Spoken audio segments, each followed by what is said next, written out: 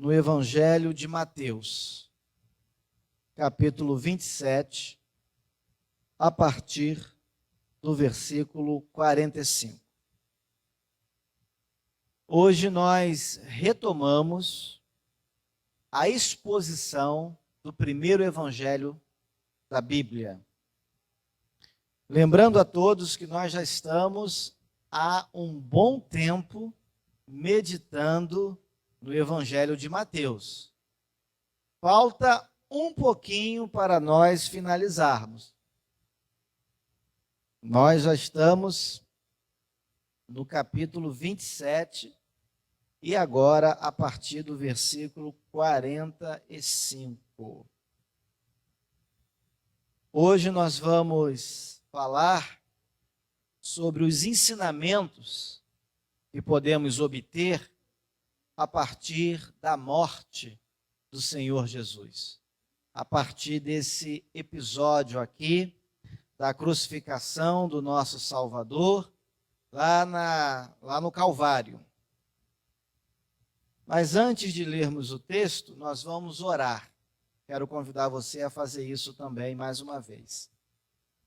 Meu Deus, Tua palavra está aberta, nós estamos diante do Senhor e pedimos em nome de Jesus que o Teu Espírito Santo atue no nosso meio, que Ele nos faça compreender a Tua palavra, que a nossa mente seja agora iluminada, que no nosso coração haja um lugar especial, em que a Tua palavra possa habitar, possa fazer morada, possa germinar e transformar o nosso homem interior, transformar nossa vida, transformar nosso desejo, transformar as nossas práticas diárias. Fala conosco, Senhor, nesta hora. Glorifica o Teu nome em nosso meio. É assim que oramos em nome de Jesus Cristo. Amém. Mesmo sentado, como você está, nós vamos ler então a palavra do Senhor. Mateus 27, a partir do versículo 45, nos diz o seguinte: desde a hora sexta até a hora nona, houve trevas sobre a terra. Por volta da hora nona, clamou Jesus em alta voz, dizendo: Eli, Eli, lama sabactani, o que quer dizer: Deus meu, por que me desamparaste? E alguns dos que ali estavam, ouvindo isto, diziam: Ele chama por Elias. E logo um deles correu a buscar uma esponja, e tendo-a embebido de vinagre, e colocado na ponta de um caniço, deu-lhe a beber. Os outros, porém, diziam: Deixa, vejamos se Elias vem salvá-lo. E Jesus, clamando outra vez com grande voz, entregou o Espírito. Eis que o véu do santuário se rasgou em duas partes, de alto a baixo. Tremeu a terra, fenderam-se as rochas, abriram-se os sepulcros, e muitos corpos de santos que dormiam ressuscitaram. E saindo dos sepulcros depois da ressurreição de Jesus, entraram na cidade santa e apareceram a muitos. O centurião e os que com ele guardavam a Jesus, vendo o terremoto e tudo o que se passava, ficaram possuídos de grande temor e disseram: verdadeiramente, este era Filho de Deus. Estavam ali muitas mulheres, observando de longe. Eram as que vinham seguindo a Jesus desde a Galileia, para o servirem, Entre elas estavam Maria Madalena, Maria, mãe de Tiago e de José, e a mulher de Zebedeu. Queridos irmãos, amigos, demais ouvintes, a crucificação do nosso Senhor Jesus Cristo teve uma duração de cerca de 6 horas. Imagina você, o corpo do nosso Salvador, sem culpa alguma, pendurado naquele madeiro durante cerca de 6 horas. A crucificação começa às 9 horas da manhã.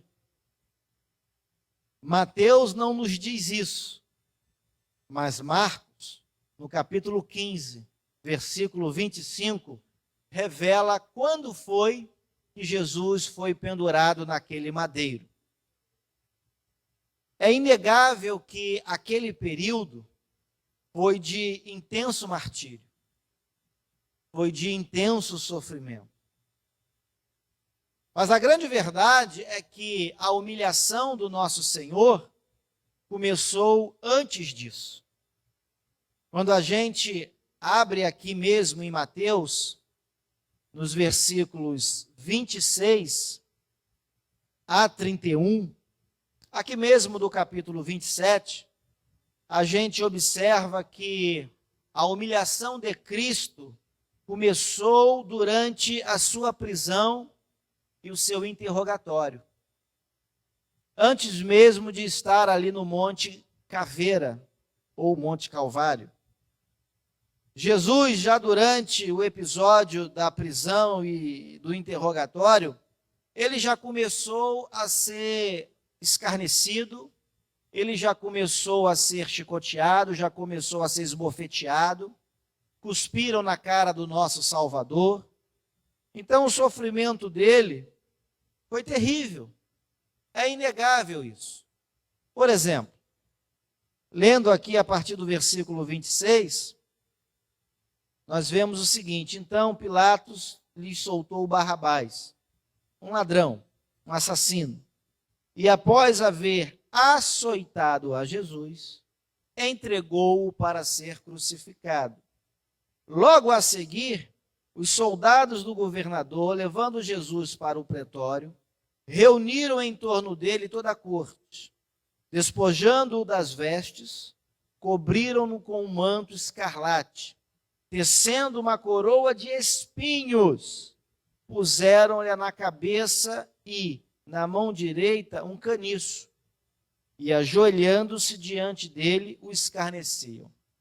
Veja como esse episódio está permeado de ironia, de escárnio, de humilhação, de desrespeito ao Salvador.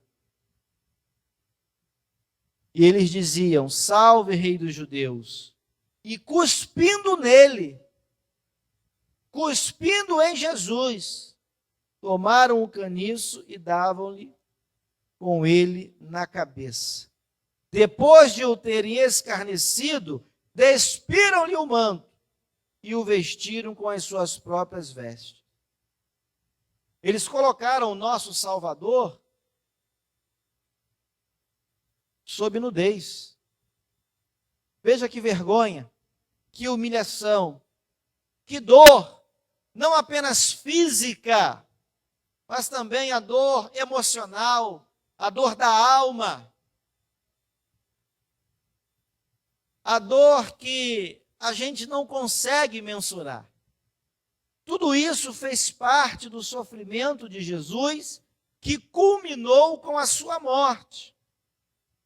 E apesar da profunda tristeza daquele episódio, apesar de todo o escárnio, a verdade é que a morte do Senhor Jesus Cristo se constituiu não apenas em um evento necessário, mas também se constituiu na única solução eficaz contra a condenação eterna da humanidade por causa dos efeitos do seu pecado. Eu vou repetir isso para você. A morte de Jesus apesar da profundidade e da amplitude do sofrimento, do escárnio, apesar de toda a tristeza daquele episódio, a morte de Jesus foi ao mesmo tempo necessária e também a única solução possível para que a humanidade pudesse ter o seu pecado perdoado. Não existe na face da terra nenhum remédio, nenhum antídoto, nada que tenha uma solução eficaz contra a pior doença que o ser humano pode carregar em si. Para alguns, a pior doença que o ser humano pode carregar é o câncer. Para outros, é a AIDS, ou talvez uma outra doença incurável, uma doença degenerativa. Para alguns, a Covid-19 é o mal dos últimos tempos, no meio da humanidade. Mas a Bíblia diz que a pior doença que o homem pode carregar dentro de si é o pecado. E para combater o pecado, querido, não há nenhum antídoto, não há nenhuma vacina, não há nenhum comprimido, não existe nenhum tratamento, a não ser aquele que o próprio Deus propôs por intermédio da vida do seu próprio Filho, que é Cristo Jesus. Ele é a solução para o nosso pecado. Ele é a solução para o distanciamento que acabou existindo entre Deus e a humanidade. A gente comprova isso, por exemplo, quando a gente abre a nossa Bíblia, no livro do profeta Isaías, capítulo 53, versículo 5. Lá nós podemos ler o seguinte: que Jesus foi transpassado pelas nossas transgressões e moído pelas nossas iniquidades.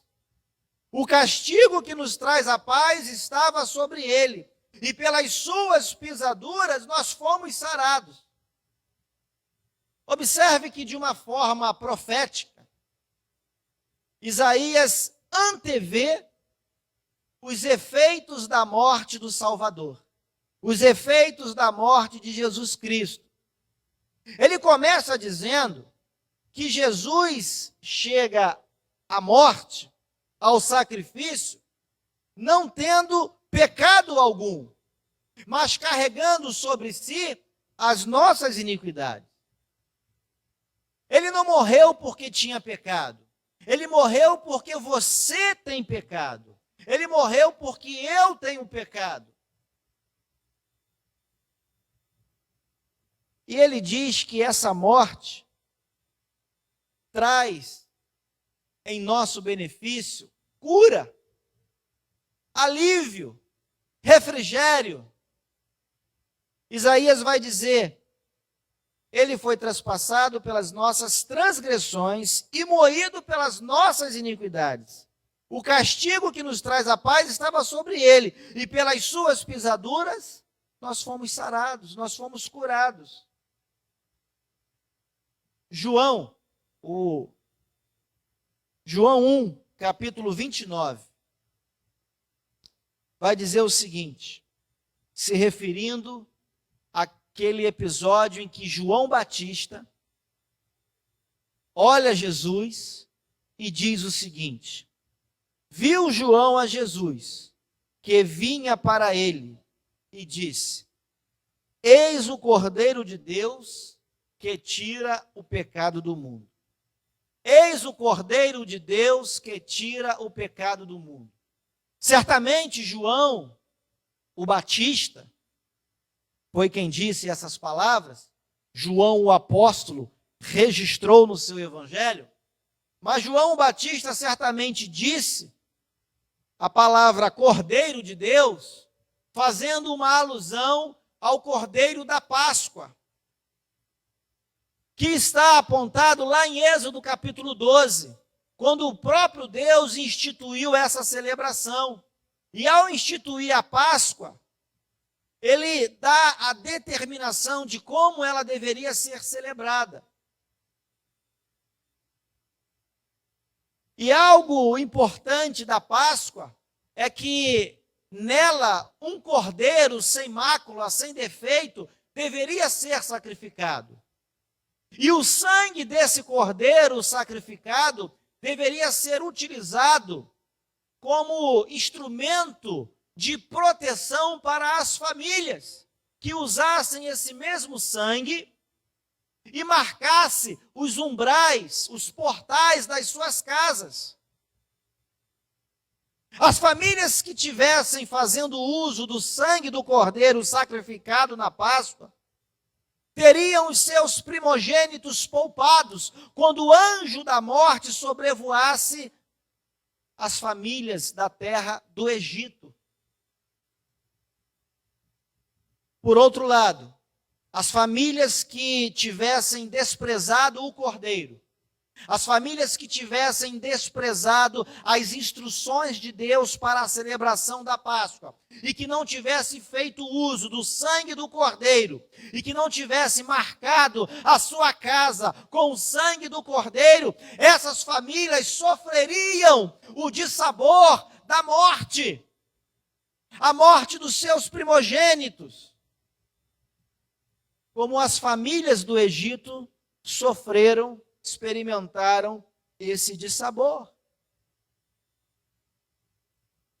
Então, queridos, o que mais nós podemos aprender a partir do relato da morte de Jesus Cristo?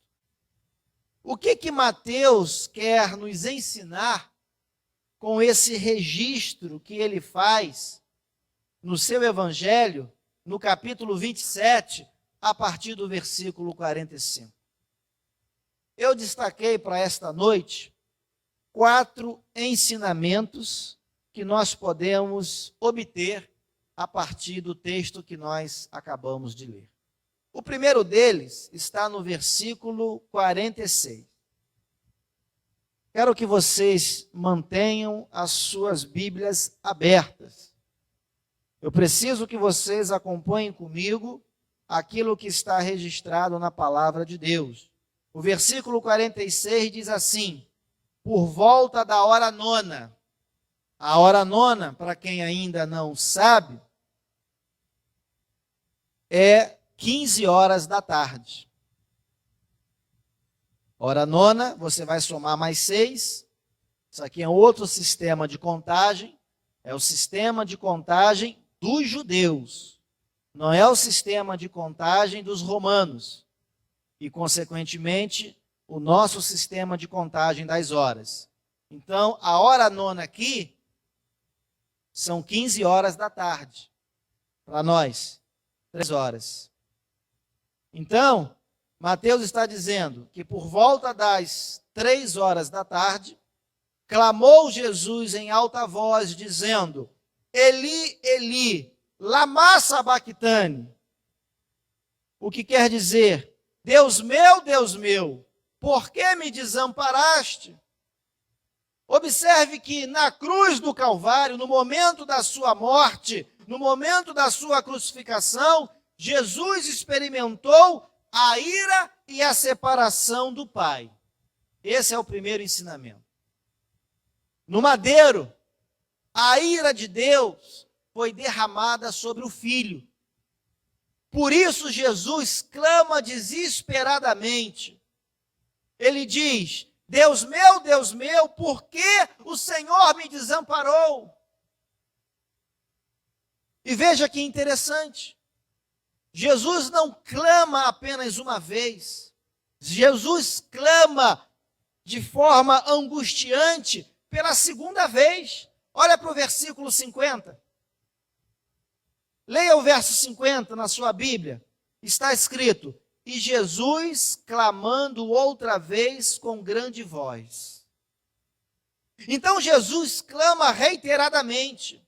Jesus está angustiado, Jesus está desesperado. Jesus está experimentando algo que na eternidade ele não havia experimentado. Na eternidade, no céu, Jesus gozava de plena comunhão com o Pai. Mas por causa dos nossos pecados, por causa da nossa iniquidade, Jesus, por um instante, que nós não conseguimos determinar, mas que nós vemos nas páginas das Sagradas Escrituras, por um momento de tempo tal, Jesus se vê separado do Pai. É claro que Jesus ressuscitou, é claro que ele está vivo, é claro que ele está à direita do Pai.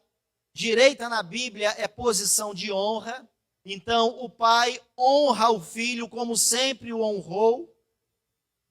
Mas a verdade é que na cruz do Calvário, Jesus, por um instante, experimentou desesperadamente a separação do Pai.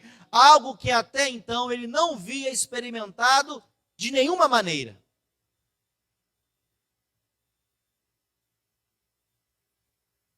Ainda que isso tenha sido de forma rápida e instantânea, aquele momento em que Jesus foi separado do Pai, por causa do nosso pecado, por estar ali representando você e a mim, ainda que aquele tempo tenha sido um instante que nós não conseguimos decifrar, o fato é que Jesus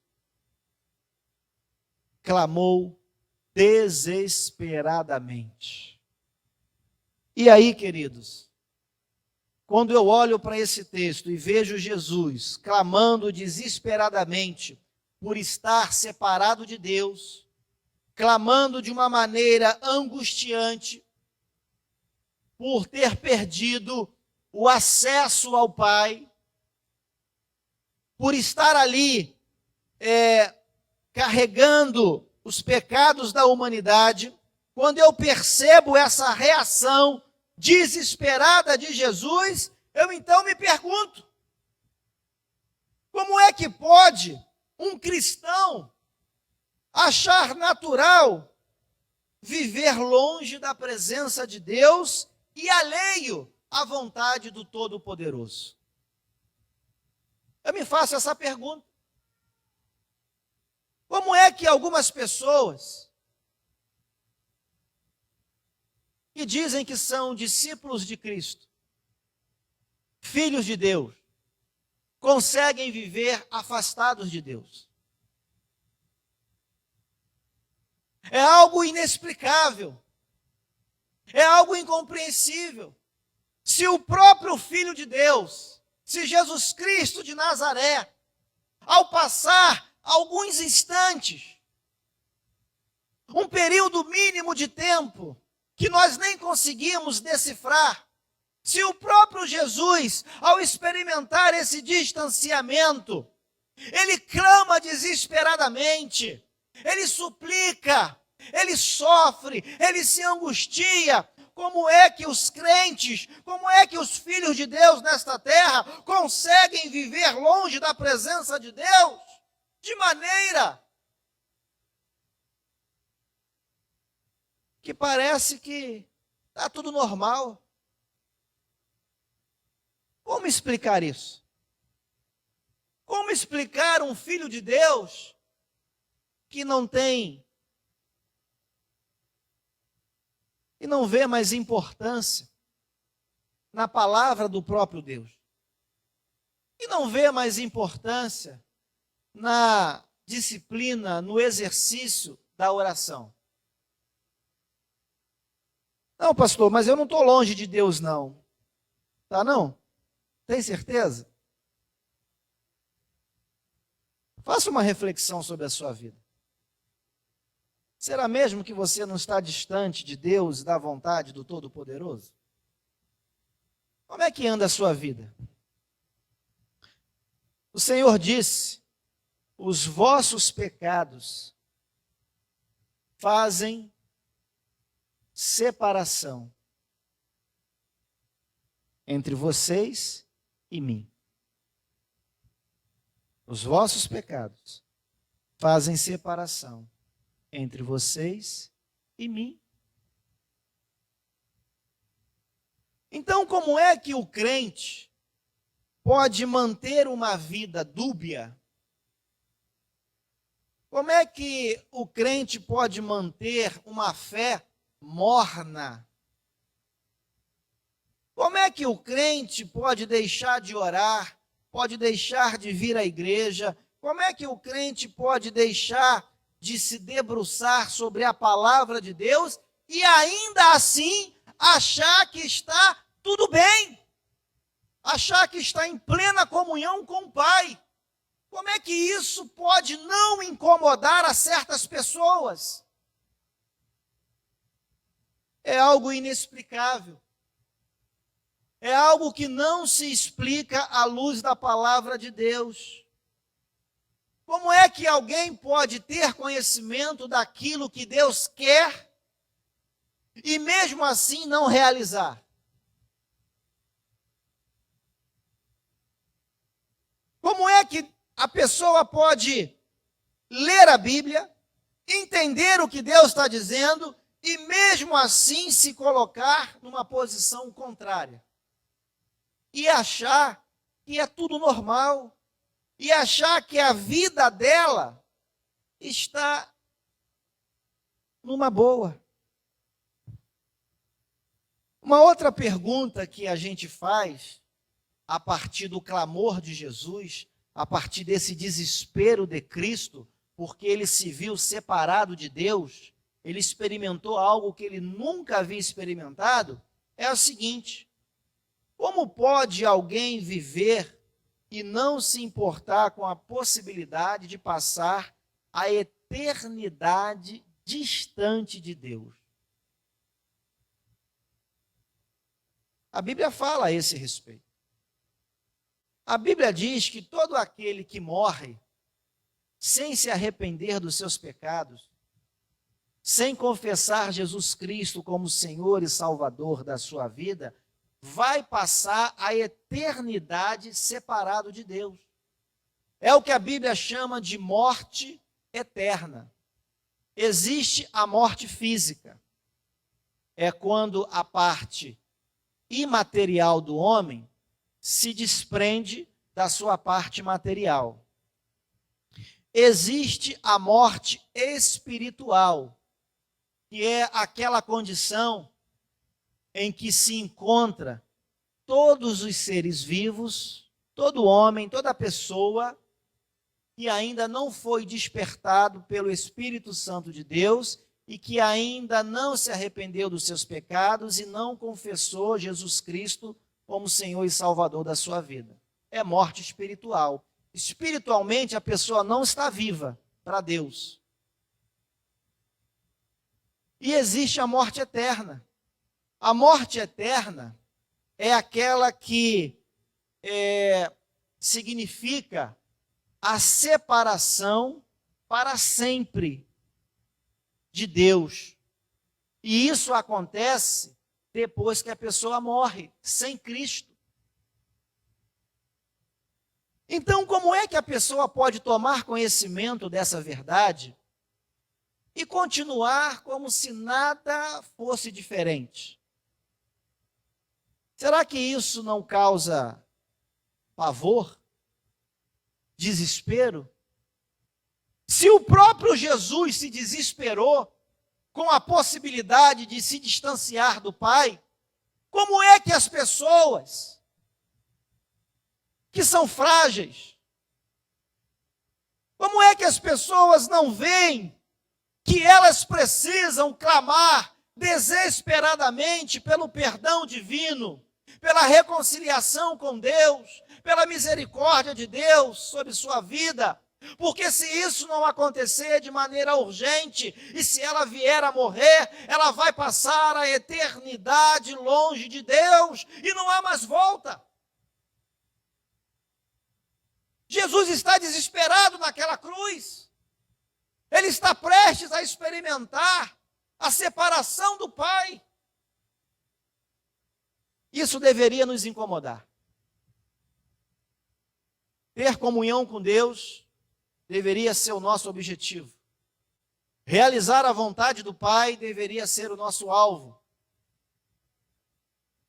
O segundo ensinamento que nós podemos extrair desse texto está justamente no versículo 50. Quero que você leia comigo esse versículo. E Jesus, clamando outra vez com grande voz, entregou o Espírito. Quero que você sublinhe essa expressão. Entregou o Espírito. Jesus entregou o Espírito. A segunda lição é que a morte de Jesus foi um ato voluntário. A morte de Jesus foi um ato voluntário, foi uma entrega voluntária. Jesus não morreu de forma surpreendente, inesperada. A morte de Jesus foi algo planejada desde a eternidade. Jesus já veio à terra sabendo pelo que ia passar. Jesus já veio a este mundo sabendo o que iria acontecer com ele, como iria acontecer e quando iria acontecer. Nada aqui foi surpreendente. Talvez tenha sido uma surpresa para os discípulos. Mas até para eles, Jesus já tinha dado algumas indicações. Jesus já tinha dado alguns indícios. Jesus já tinha sinalizado que aquilo iria acontecer, estava prestes a ocorrer, como de fato ocorreu. Abra sua Bíblia no Evangelho de João, capítulo 17, ou melhor, capítulo 10, versículo 17.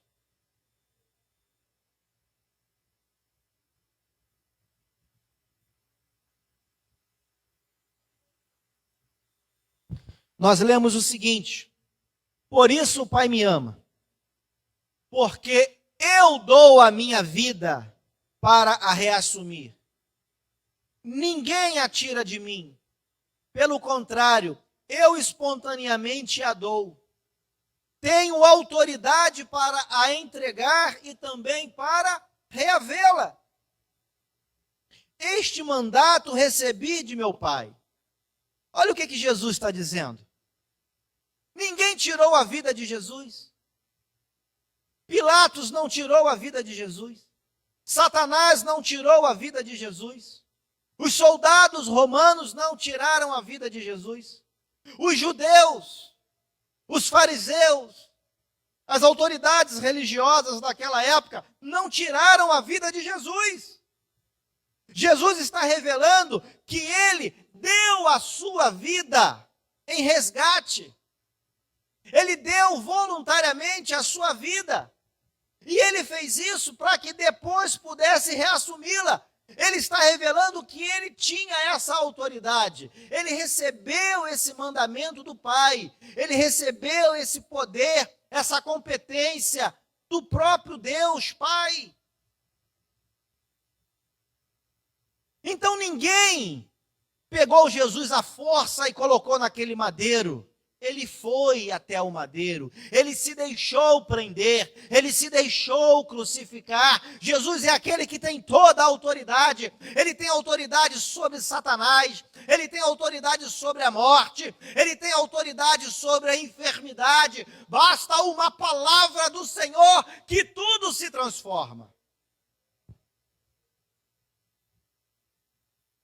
Quem é outra pessoa que pode fazer o que Jesus fez? Você conhece algum homem? Você conhece alguma entidade que faça o que Jesus fez? Mas a morte de Jesus, ainda nesse aspecto, foi um ato de obediência ao Pai. Em João 19, versículo 30, está escrito: quando, pois, Jesus tomou o vinagre, disse: está consumado. E inclinando a cabeça, rendeu o espírito. Presta atenção nessa expressão que aparece no Evangelho de João 19:30. Está consumado. Presta atenção, querido. Jesus só entregou o seu espírito, Jesus só se rendeu, Jesus só se deixou crucificar depois que ele mesmo cumpriu plenamente a vontade do Pai. Enquanto Jesus percebeu que havia algo para ser feito, enquanto estava faltando o cumprimento pleno, completo, satisfatório de todo o plano da salvação, da vontade do Pai arquitetada lá no céu, lá na eternidade, Jesus não se deixou prender, Jesus não se deixou crucificar, Jesus não foi até o madeiro. Ele precisava cumprir cabalmente cada detalhe da vontade do Pai, cada detalhe da vontade de Deus. Ele precisava. Ele era um filho obediente. Ele sabia do seu propósito aqui na terra. Ele veio para isso, querido. Ele veio cumprir a vontade do Pai. E ele não morreria sem que a vontade plena do Pai, nos seus mínimos detalhes, estivesse plenamente cumprida. Mas a morte de Jesus, ainda nesse mesmo aspecto, foi também um ato de amor à sua igreja. Jesus morreu pela sua igreja. Pastor, onde está escrito isso na Bíblia? É fácil. Abra em Efésios capítulo 5, versículo 25. O que você lê? É ou não é verdade o que eu estou dizendo? Efésios capítulo 5, versículo 25. É até um texto que nós usamos muito para falar sobre o relacionamento do marido com a esposa e vice-versa, né? O que nós lemos no versículo 25? Maridos, amai vossa mulher, como também Cristo amou a igreja e a si mesmo se entregou por ela. Então a morte de Jesus foi um ato voluntário. Porque ninguém tinha poder para matar Jesus. Ele precisou se render. Ele precisou se entregar. Mas foi um ato voluntário em obediência ao Pai. Jesus veio cumprir o plano da salvação. E além de ser um ato voluntário de obediência, foi um ato voluntário de amor. Amor à sua igreja, amor ao seu povo, amor aos seus discípulos. Paulo está testificando. Quem escreveu Efésios foi Paulo. Então Paulo está dizendo que Jesus se entregou pela igreja. Então, se você é igreja, Jesus se entregou por você. É um ato de amor. Terceiro ensinamento. Eu disse que são 4. Terceiro ensinamento está no versículo 51. Vamos voltar para o Evangelho de Mateus, capítulo 27. Versículo 51. O que está escrito?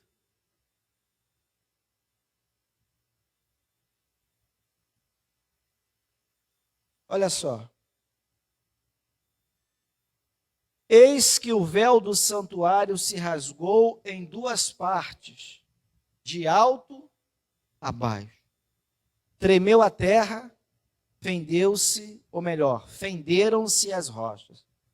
Sublinha aí essa expressão. O véu do santuário se rasgou em 2 partes, de alto a baixo. Você nunca teve a curiosidade de perguntar por que o véu do santuário não se rasgou de um lado, né, da esquerda para a direita, da direita para a esquerda? Ou, por exemplo, por que que o véu do santuário não se rasgou de baixo para cima? Você nunca teve essa curiosidade?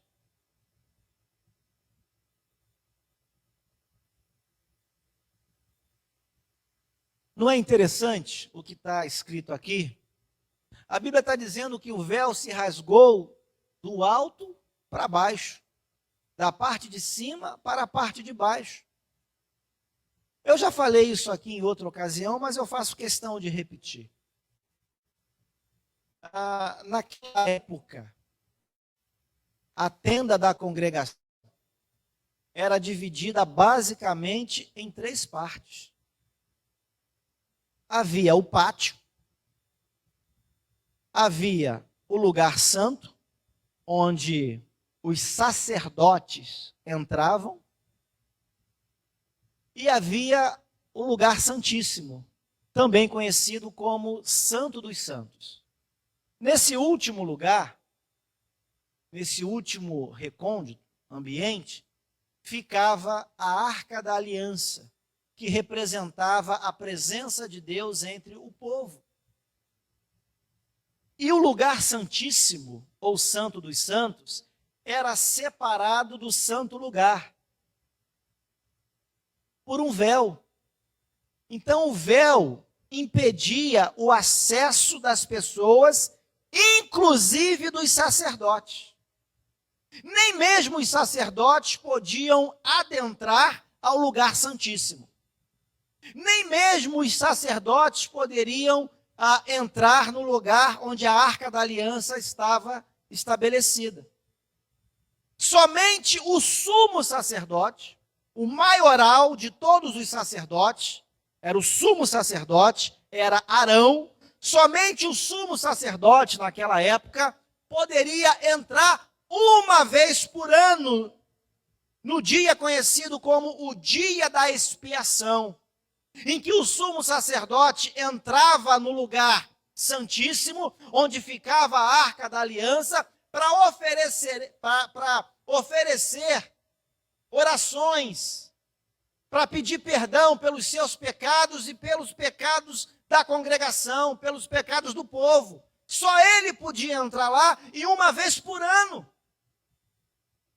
E quando Jesus morre, a Bíblia diz que, simbolicamente, esse véu foi rasgado. E ele foi rasgado de cima para baixo, justamente para dar a entender que a iniciativa de abrir um novo caminho, a iniciativa para que o homem pudesse acessar a Deus, partiu do próprio Deus e não do homem. Queridos, a iniciativa da salvação não é humana. Não é sua. A iniciativa da salvação do pecador vem do próprio Deus. Está escrito na Bíblia: ao Senhor pertence a salvação. A salvação não é algo que começa na terra, é algo que foi planejado no céu. É algo que antes de ser plantado no seu coração, já foi planejado por Deus, lá na eternidade. Deus está sempre dando oportunidade para o pecador se arrepender.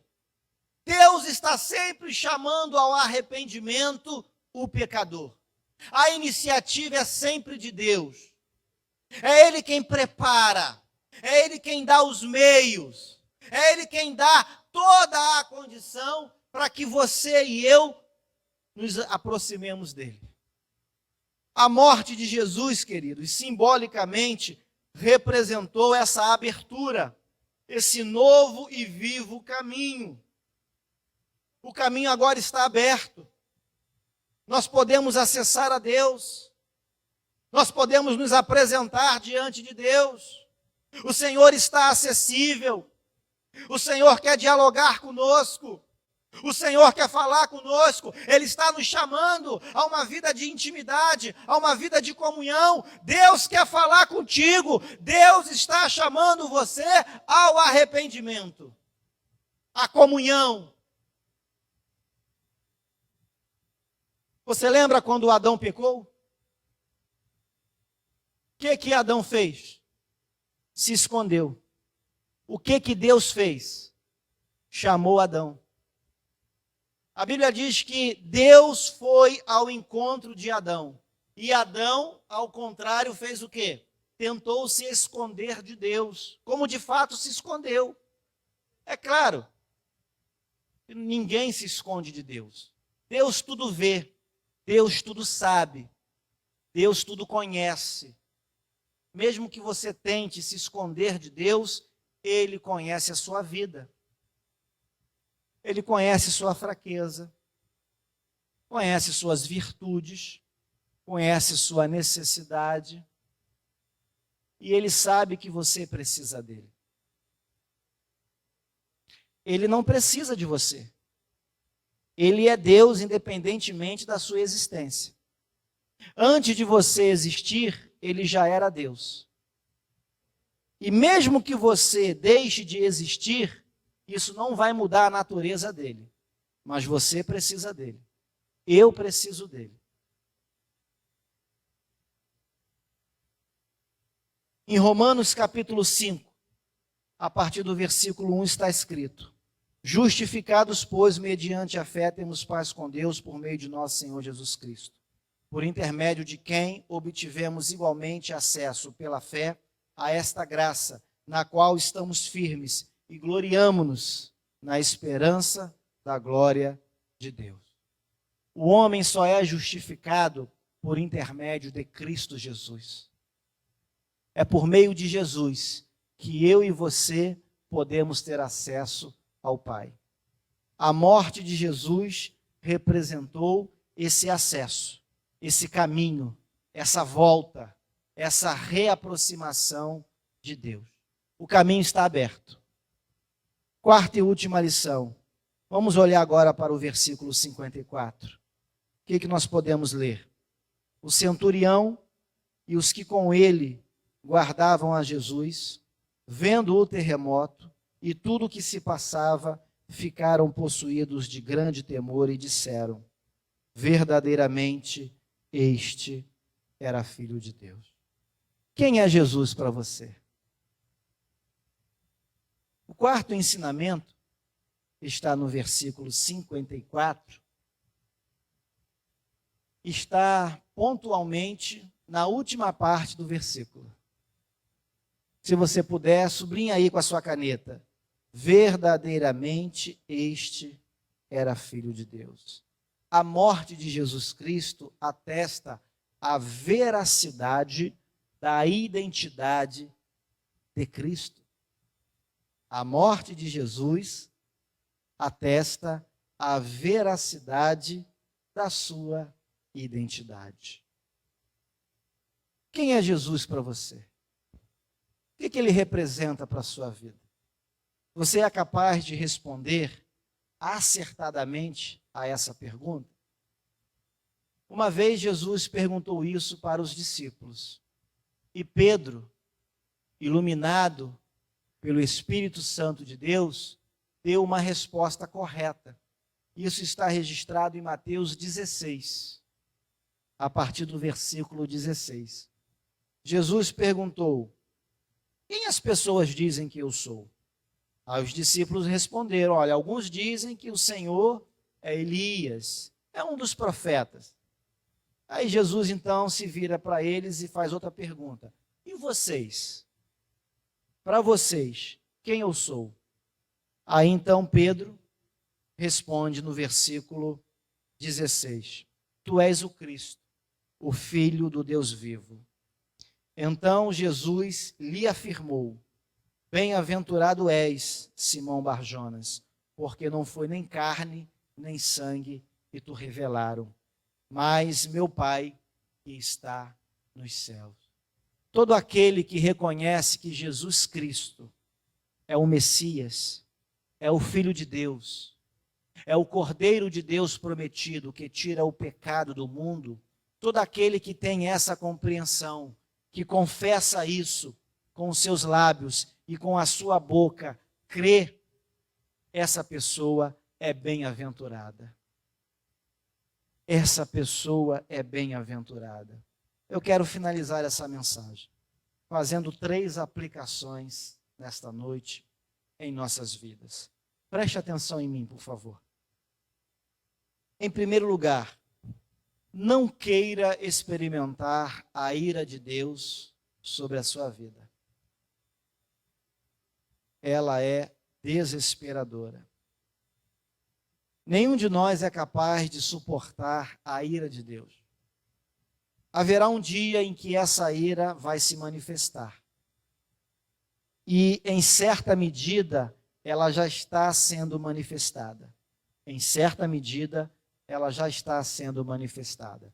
Mas haverá um momento em que a ira de Deus será derramada sobre a humanidade de forma mais plena, de maneira mais intensa. E nesse dia, onde você vai estar? Qual será a sua condição quando isso acontecer? Por isso eu quero te dar um conselho. Arrependa-se enquanto é tempo. Clame desesperadamente a Deus por perdão e misericórdia. Segunda aplicação. Receba gratuitamente os benefícios da morte voluntária de Cristo. Cristo veio nos dar acesso a Deus. Você não precisa pagar nada pela sua salvação. Ninguém precisa pagar nada para ter o perdão dos seus pecados. Você precisa crer em Cristo como seu Senhor e Salvador. Você precisa se submeter a Ele. Você precisa obedecer à palavra dEle. A salvação é pela fé. O perdão é pela fé. Você precisa se arrepender. Você precisa receber Jesus na sua vida. É de graça. Você não paga nada. Receba os benefícios da morte do nosso Salvador. Terceira e última aplicação. Creia. Creia, não duvide. Creia que Jesus é quem, de fato, as Escrituras dizem que Ele é. A Bíblia diz que Jesus é Deus. A Bíblia diz que Jesus é Senhor. A Bíblia diz que Jesus é Salvador. Nós precisamos crer nas Escrituras.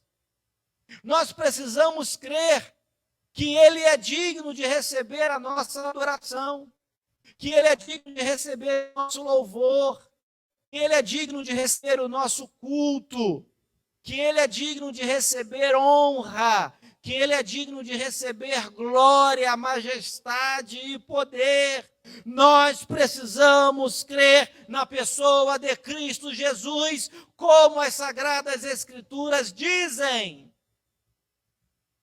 Não saia daqui sem crer. Você que assiste essa mensagem, creia em Cristo Jesus como Senhor e Salvador da sua vida. E que Deus nos abençoe. Vamos orar? Pai, aplica esta palavra nas nossas vidas. Faça-nos crer que Jesus é quem de fato as Sagradas Escrituras dizem que Ele é. E que assim, Senhor, possamos desfrutar dos benefícios da sua obra, o que inclui a sua própria morte. E que assim possamos nos arrepender enquanto é tempo, para que possamos escapar da ira vindoura. Ó Deus, ajuda-nos nisso. Completa a tua obra nas nossas vidas. Em nome de Jesus Cristo, amém. Irmãos, nós vamos passar agora